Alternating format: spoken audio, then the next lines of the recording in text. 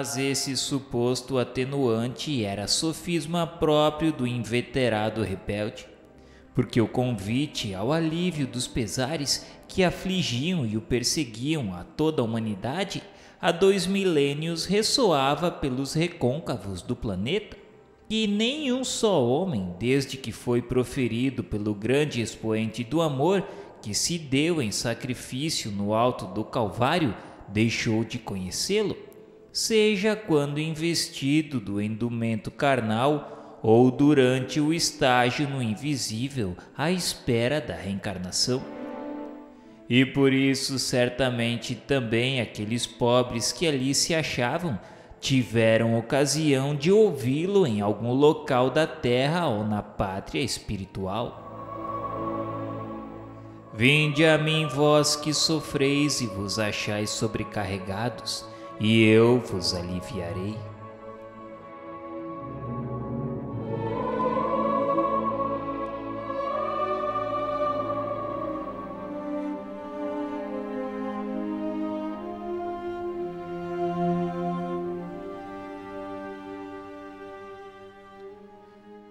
Como, pois, quiseram esquecer mágoas e infortúnios pungentes nas libações viciosas, desmoralizadoras e deprimentes, as quais não só poderiam socorrê-los, como até lhes agravaram a situação, tornando-os suicidas 100 vezes responsáveis?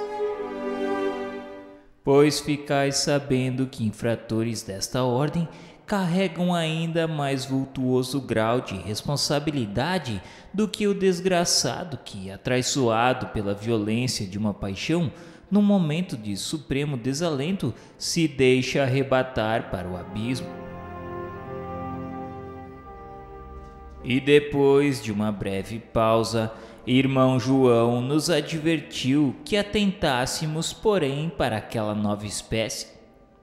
Eram os cocainômanos, os amantes do ópio e entorpecentes em geral, viciados que se deixaram rebaixar ao derradeiro estado de decadência a que um espírito, criatura de Deus, poderia chegar.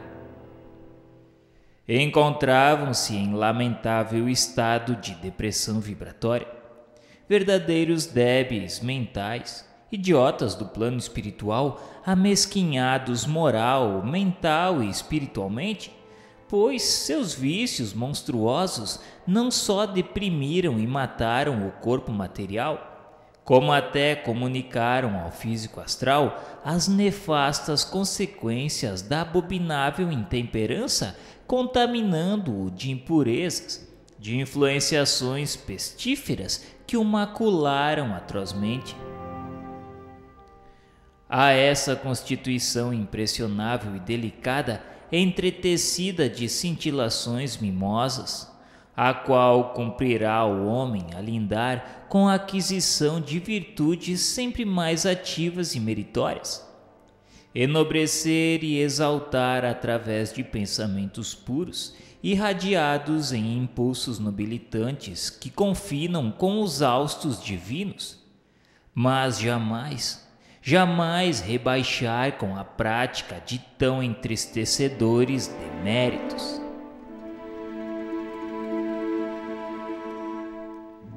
Efetivamente víamos, acompanhando com olhar interessado as indicações que o emérito moralista nos fazia. Individualidades desfiguradas pelo mal que em si conservavam, consequências calamitosas da intemperança, atoleimadas, chorosas, doloridas, abatidas, cujas feições alteradas, feias, deprimentes, deprimidas, recordavam ainda os trágicos panoramas do Vale Sinistro. Excessivamente maculadas, deixavam à mostra em sua configuração astral os estigmas do vício a que se haviam entregado, alguns oferecendo mesmo a ideia de se acharem leprosos, ao passo que outros exalavam odores fétidos, repugnantes, como se a mistura do fumo, do álcool, dos entorpecentes de que tanto abusaram, fermentassem exalações pútridas, cujas repercussões contaminassem as próprias vibrações que, pesadas e viciadas, traduzissem o vírus que havia envenenado o seu corpo material. Já os retalhados integravam a desgraçadíssima falange relegada ao manicômio. Conservavam ainda a impressionante armadura de cicatrizes sanguinolentas. E de quando em quando espasmos cruciantes sacudiam-nos como se estertorassem a lembrança do passado. Pesados e tardos eram os movimentos que faziam. Locomoviam-se a custo, dando a entender carência de forças vibratórias para acionarem a mente e usarem das faculdades naturais ao homem como ao espírito. Dir-se-iam reumáticos, enfermos a quem ataduras envolvessem, tolhendo a agilidade das articulações. Entristecidos à frente de tão ásperos sofrimentos e tão espantosa decadência moral, interrogamos, cheios de angústias, o que seria daquelas pobres criaturas? Que futuro as aguardava? Em gesto rápido e em idêntico diapasão, o eminente chefe do singular estabelecimento satisfez-nos a ansiosa expectativa, traduzindo a indubitável tristeza que enternecia sua nobre alma de discípulo do Evangelho frente a tão lamentáveis manifestações de inferioridade. Respondeu ele que os exemplos que apresentava naquele momento eram irremediáveis na vida espiritual. Um futuro dramático as aguardava na confusão expiatória de reencarnação próxima e inevitável. Nada ali poderia sanar as ferazes angústias que os oprimiam, nem modificar a situação embaraçosa que para si mesmos entreteceram com as atitudes selvagens da incontinência, da imprevidência sacrílega em que acharam por bem se locupletarem, no livre curso dos vícios com que se diminuíram. Eles mesmos, unicamente eles, seriam agentes de misericórdia para consigo próprios, já que voluntariamente se responsabilizaram pelos desvios de que se não quiseram furtar. Mas isto lhes custará desgostos, opressões e dores infinitamente amargosas, diante das quais uma individualidade normal se quedaria estarrecida. E para que se convençam da situação própria, submetendo-se mais ou menos resignadamente às consequências futuras das passadas imprevidências, tornava-se necessário daquela parte do departamento, enquanto ali se demorassem, trabalho árduo de catequese, aplicações incansáveis de terapêutica moral e fluídica especial, carinhosa assistência de irmãos investidos de sagrada responsabilidade. Irmão João explicou que acontecia frequentemente, no entanto, que muitos daqueles infelizes traziam a revolta no coração, a raiva impenitente pela desgraça de que se consideraram vítimas e não responsáveis. Não se resignavam à evidência do presente e, inconformados, partiam a tomar novo envoltório terreno, agravando a situação própria com a má vontade em que se entrincheiram a insubmissão e a impaciência, acovardados ante a expectativa dos embates tormentosos da expiação irremediável.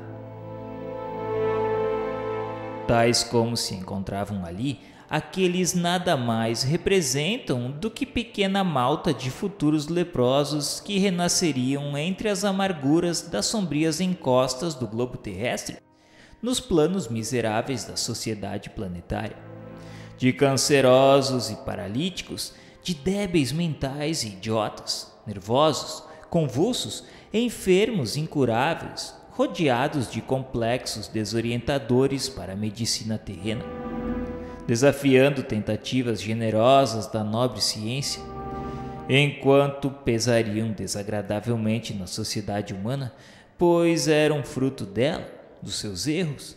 A ela pertenciam, sendo justo que ela própria os hospedasse e mantivessem até quando necessário, até quando a calamitosa situação fosse minorada. Eles reencarnariam dentro em breve.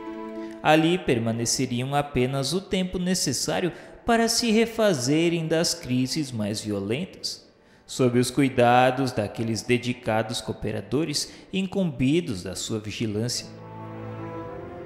Partiriam para um novo renascimento, tais como se achavam ali, pois não havia outro remédio capaz de lhes minorar a profundidade dos males que carregavam. Levariam para o futuro corpo, que moldariam com a configuração maculada com que presentemente se encontravam, todos os prejuízos derivados da dissolução dos costumes de que se fizeram incontidos escravos. E ali, como ficou esclarecido, seriam grandes desgraçados a se arrastarem penosamente em estações de misérias e lágrimas. Tão ardentes manifestações de sofrimento, no entanto, lhes fariam colher boa messe de proveitos futuros.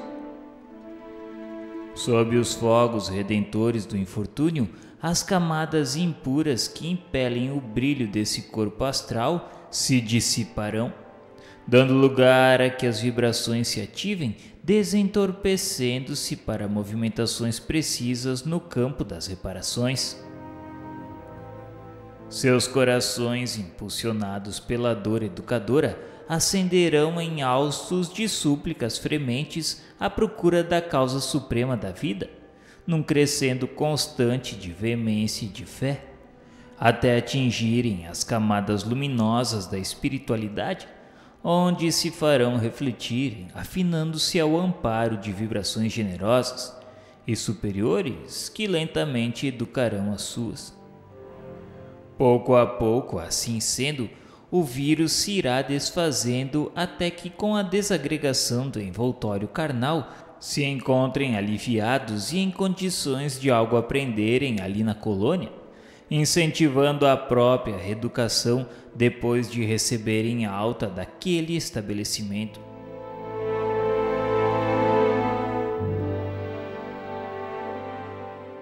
Depois de breve pausa, perquiri, sacudido por penoso desaponto, se a reencarnação punitiva que aguardava aqueles desgraçados lhes era imposta simplesmente como tratamento médico-hospitalar daquela seção do departamento. Tratava porventura de um antídoto, um remédio? O lúcido conferencista retornou tristemente, salientando que era assim apenas medicamentação. Era um gênero de tratamento que a urgência e a gravidade do mal impõem ao enfermo. Operação dolorosa que pesava a eles fazer, mas a qual não vacilavam em conduzir os pacientes, certos de que somente depois de realizada é que entrariam eles em convalescença. Unicamente não seria propriamente uma punição conforme considerada, pois ninguém infligiu o castigo, todos os servidores não mediam esforços para lenificar a insidiosa situação que os atormentava. Seria antes, isso sim, o efeito da própria causa que o próprio paciente criou com os excessos em que se deleitou. Como tivemos ocasião de saber, porém, a solicitude maternal de Maria, submetida à lei áurea da fraternidade preconizada pelo amigo incansável que nos conduz à redenção, confere-lhes assistência desvelada e constante. Reencarnados, mergulhados nas ondas terrestres da expiação, continuarão sob a dependência daquele departamento da mesma forma hospitalizados e registrados naquele departamento, visitados e assistidos pelos médicos e vigilantes, como se ainda ali permanecessem, enquanto que seria para ali mesmo que tornariam ao findar o terrível degredo para que foram preparados.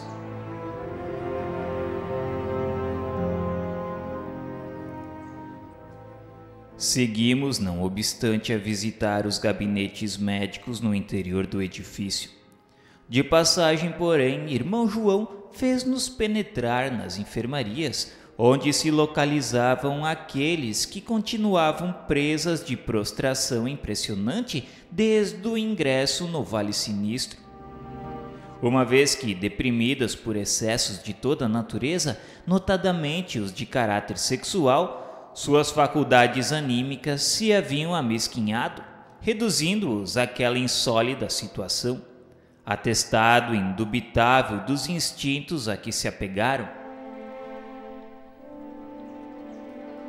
Deitados em leitos que a bondade excelsa de Jesus lhes conferiu o direito de usar, através dos dispositivos amorosos das leis de caridade que inspiravam todos os serviços da colônia, achavam-se eles isolados dos demais, em recintos extensos, superlotados.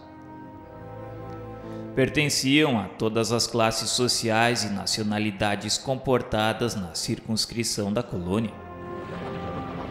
Pesadelos atrozes traziam-nos inconstantes sobressaltos, sem que, apesar disso, lograssem despertar do angustiante marasmo. Incapazes de se locomoverem, de externar a palavra, expondo à atormentação que lhes turbilhonava no cérebro, apenas gemidos débeis proferiam, de envolta com repugnantes contorções, como se atacados de vírus desconhecido. Emocionados, passamos entre as filas dos leitos ligeiramente, observando-os as indicações do lúcido mentor que ilustrava a impressionante apresentação com o verbo atraente que tão bem sabia usar.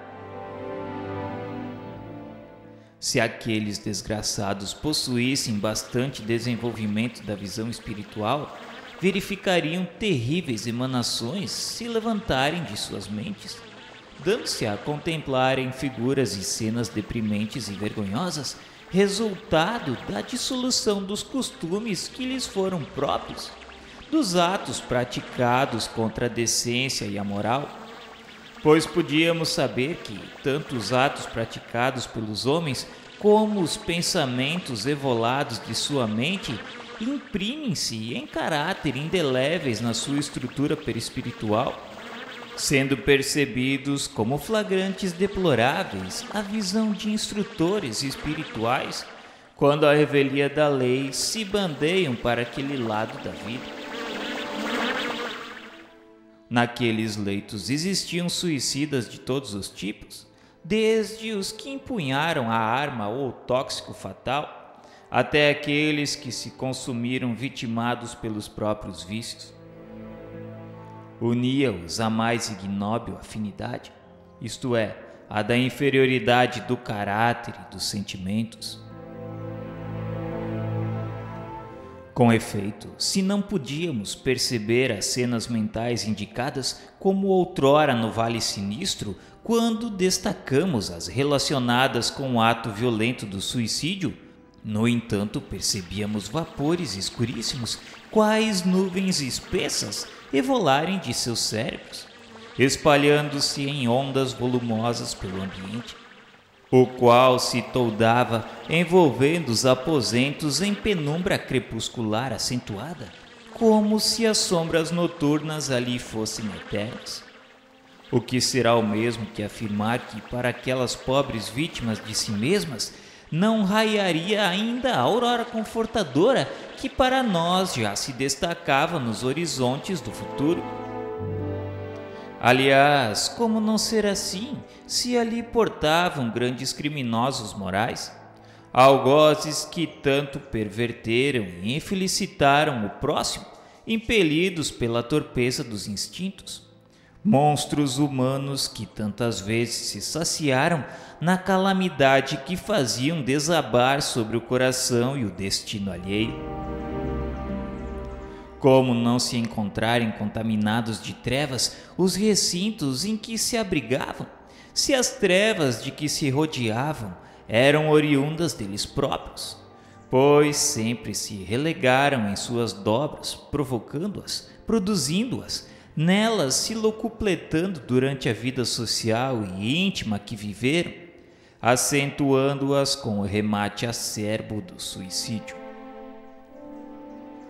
Ali os víamos tais quais eram outrora na terra, homens galantes, sedutores, insinuantes, hipócritas, mentirosos, desmoralizados, muitas vezes suspensos aos melhores postos sociais, devassos, beberrões, descrentes do bem, descrentes de Deus, servos do mal, escravos da animalidade, rastejando na lama dos instintos a se ombrearem com o verme, esquecidos de que eram criaturas de Deus e que a Deus deveriam dar contas um dia do abuso que faziam da liberdade em que a criação mantém o ser humano.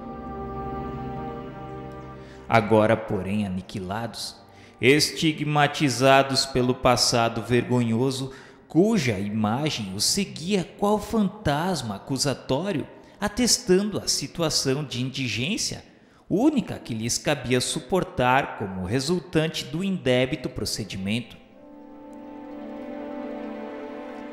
Observando nosso interesse, o expositor prosseguiu fiel à solicitação de Teócrito para permitir-nos instrução.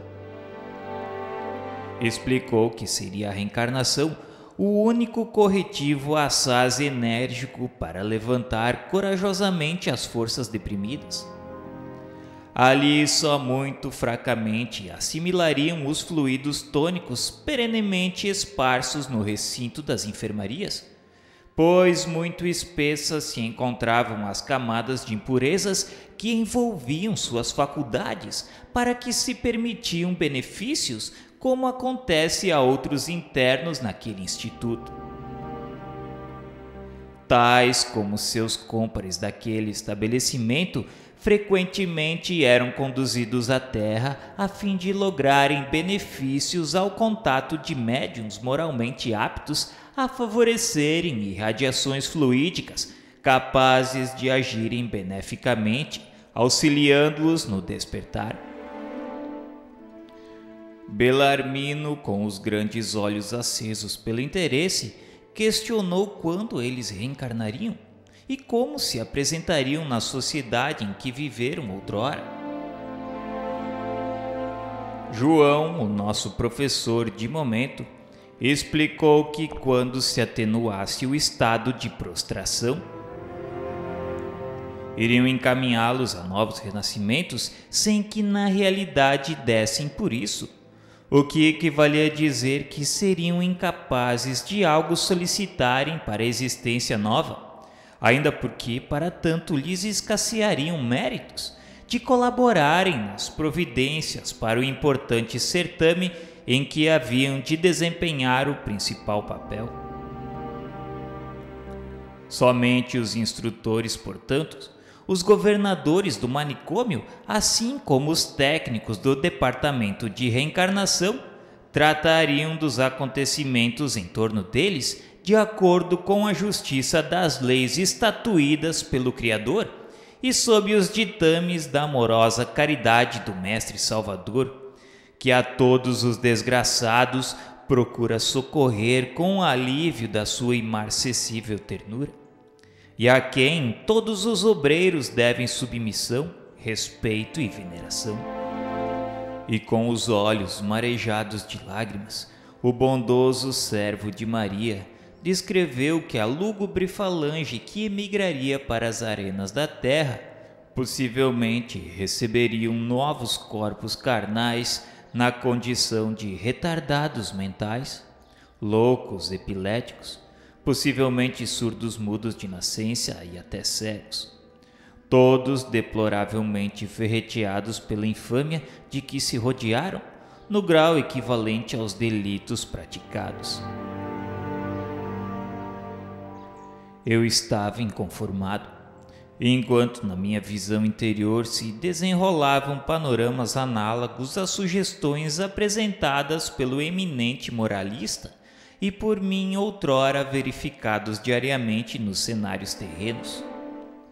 Não seria demasiadamente severo o castigo citado? Partindo do princípio de que toda a humanidade erra, cometendo os crimes diariamente, aquilo seria um castigo atroz. Retrucando gravemente, João esclareceu que não era assim que eu deveria acreditar. Que eu pudesse refletir antes no que expus sobre as leis de causa e efeito estatuídas pelo legislador supremo no intuito de advertir o homem, como os espíritos, dos erros que praticaram em oposição à harmonia das demais leis. O castigo imposto era pelo próprio dissoluto que violou aquelas leis, colocando-se na situação de lhe sofrer o ricochete, pois as faculdades radiosas pelo sempiterno concedidas às criaturas jamais serão contaminadas de impurezas pelo mau uso que delas faça o seu possuidor, sem que o atinjam dolorosamente consequências inevitáveis. E se é o bem a base suprema da vida, em que amarga situação se colocará o ente que o conspurcou, dando-se ao mal, desarticulando-se todos os dias do trajeto natural que ascende para a perfeição, arrastado por atos opostos ao que o Senhor estatuiu como carreiro normal na sublime jornada?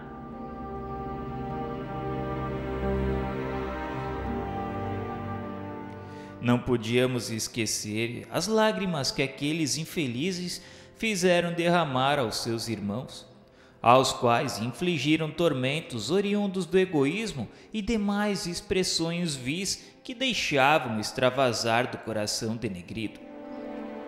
Não podiam esquecer das difamações com que feriram suas vítimas, aprazendo-se em atirá-las ao descrédito das pessoas conceituadas, das delações, das críticas ferinas, das ignomínias com que muitas vezes enxovalharam a pessoa respeitável do próximo, valendo-se das faculdades do raciocínio e da inteligência apenas para infelicitarem a outrem, preparando outros sim para si mesmos os abismos em que se haviam de despenhar.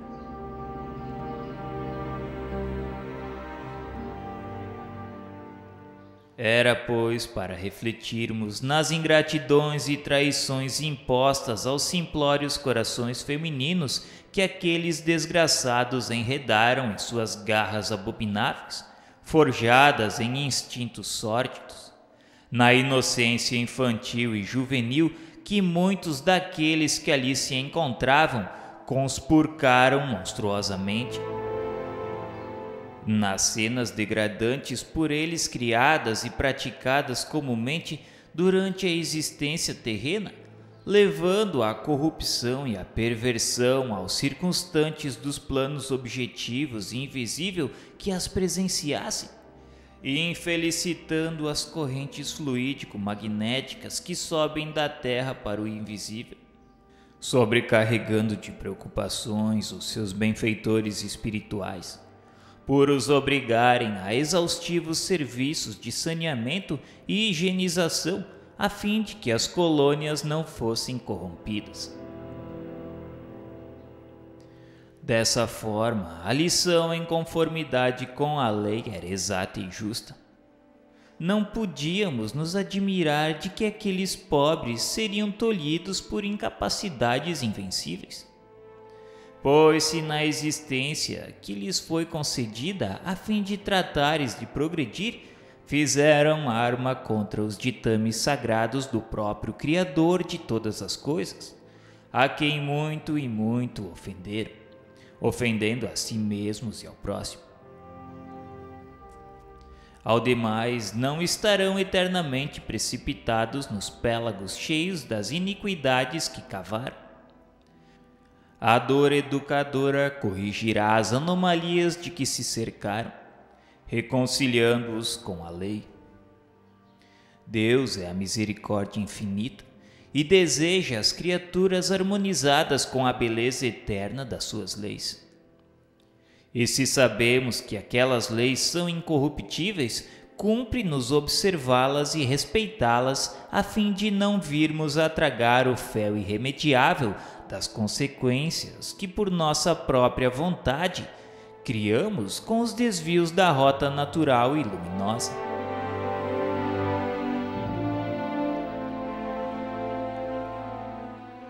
Ante as conclusões de irmão João, baixei a fronte como sempre, em presença da lógica irretorquível de mais aquele discípulo do mestre Nazareno.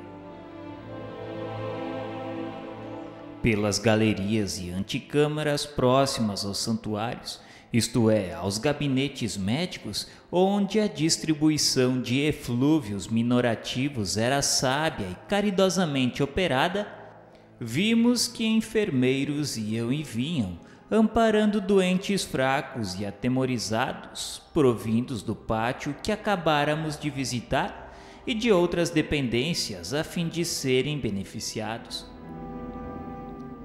Pelos retalhados observamos que votavam especial comiseração, dado que muito penosamente se podiam locomover. A julgar pelas exposições do irmão João, que tecia considerações importantes a respeito de quanto se nos deparava, seriam eles futuros paralíticos e enfermos de nascença, desde a infância revelando anormalidades impressionantes. Com efeito, suas atitudes eram tolhidas por dificuldades extremas de vibrações, dispersadas que foram estas pelo choque terrível.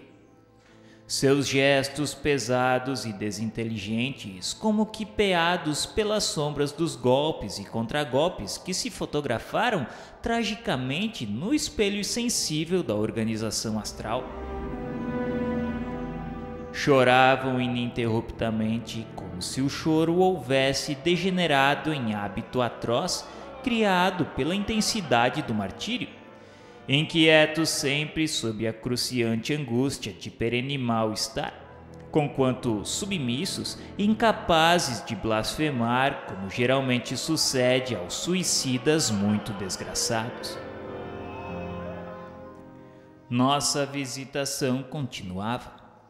Deixando, porém, para trás os santuários onde não penetramos, atingimos salão amplo, espécie de auditório singelo e sugestivo, onde ensinamentos moralizadores eram ministrados por um jovem servo que, em existência remota, trouxera muito dignamente o feio burel de religioso franciscano, mas cuja alma se iluminara sobre as virtudes hauridas nos ensinamentos redentores do testamento do divino missionário, tão fielmente servido pelo seu patrono. Usando daquela inconfundível doçura, apanágio dos caracteres moldados na verdadeira escola de iniciação cristã, esse novo legionário expunha singelamente, como quem aconselhasse ou ensinasse a observar, a ideia de Deus e de sua paternidade sobre toda a criação. Bem assim, a missão messiânica e suas dilatadas consequências beneficiando o gênero humano. O convite à prece ao exame individual interior era repetido e satisfatoriamente explicado todos os dias, antes do ingresso nos gabinetes para a higienização fluídica operada pelos dedicados psiquistas. Esses os principais recursos a serem tentados na ocasião para tratamento dos enfermos, visto que seriam tentativas para a reeducação mental. Exercícios que levariam o paciente a estabelecer mais tarde correntes harmoniosas com os benéficos poderes do alto, e tão transcendentes ensinamentos eram enunciados singelamente, ao critério de métodos ao alcance daquelas mentes conturbadas e sob inspirações de uma doce e fraternal caridade, cuja fragrância penetrou até o âmago das nossas almas comovidas ante a visão de tão nobres corações devotados ao auxílio amoroso em torno do próximo. O jovem obreiro, sincero, humilde no seu imensurável esforço pela caridade, não enxergava naqueles réprobos feios e repulsivos a quem servia o indivíduo maculado pelos erros vergonhosos, nem a configuração astral execrável do que fora um homem dissoluto que dispersara a faculdade nobre dos sentidos no domínio dos gozos impuros. O que ele via e piedosamente amava, desejando servir e engrandecer, eram irmãos menores do que ele, os quais mandava o dever fossem ajudados pelos mais velhos a galgar as escarpas do progresso. Eram almas destinadas à glorificação da luz que necessitavam orientar-se na longa estrada em que realizariam o espinhoso trajeto da ascensão para o foco sublime gerador da vida. E ante uma pausa mais longa do expositor, Belarmino pediu explicações sobre as démarches ou providências em favor daqueles companheiros para o notável acontecimento da volta ao corpo material, já que era ele quem se interessava muito vivamente às alusões ao assunto melindroso de um renascimento na terra, porquanto lhe afligiam incessantemente a consciência fortes intuições quanto ao seu dever urgentíssimo, pendente do seu caso de uma nova permanência num corpo de homem, a fim de se desobrigar através da expiação do crime na pessoa indefesa daquela a quem amara.